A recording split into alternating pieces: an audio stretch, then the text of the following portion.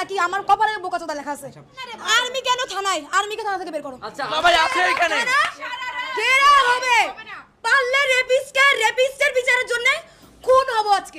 বৈষম্য ছাত্র আন্দোলনের বাঘিনী কন্যা থানা থেকে আসামি নিয়ে রাজু ভাস্কর্যে গিয়ে গণধোলাই দিয়ে মেরে ফেলতে চাই।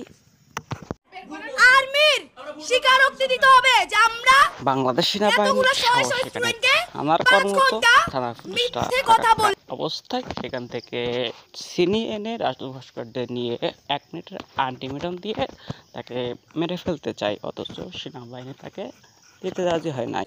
ভিডিও স্টেটমেন্ট দিব, গায়ে হাত তাকে তুলবো না বলে থানার মধ্যে সব কাজ করলাম। 10 মিনিট বাংলাদেশ পুলিশ সেনাবাহিনী ঠান্ডা মস্তিষ্কে এটা সমাধান করেন এবং বলেন যে আমরা কোনো আসামিকে কোনো আন্দোলনে দিয়ে মেরে ফেলতে চাই না, এটা আমাদের সংবিধানে নাই, এবং বরঞ্চ আর্মিদেরকে বলেন থানায় কেন আর্মি থাকবে।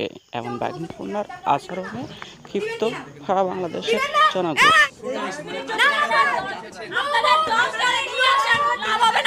পুলিশ বা আর্মিদের কাজ হলো হেফাজতে নিয়ে তারপরে আদালতে প্রেরণ করা, সেখানে বিচারে যেটা হবে সেটা, সে যদি নির্দোষ হয় নির্দোষ, আর যদি অপরাধী হয় তাকে সাজা ভোগ করতে হবে।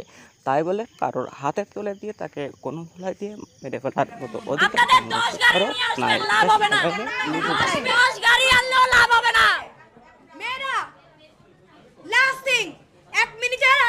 কিন্তু সমন্বয় আন্দোলনের বাঘিনী কন্যা মানতে নারাজ। বন্ধুরা, কমেন্ট বক্সে আপনারা মূল্যবান কমেন্টসটি লিখে যান। ধন্যবাদ সবাইকে। এই কন্ডিশনে তারা তাকে ছাড়বে না।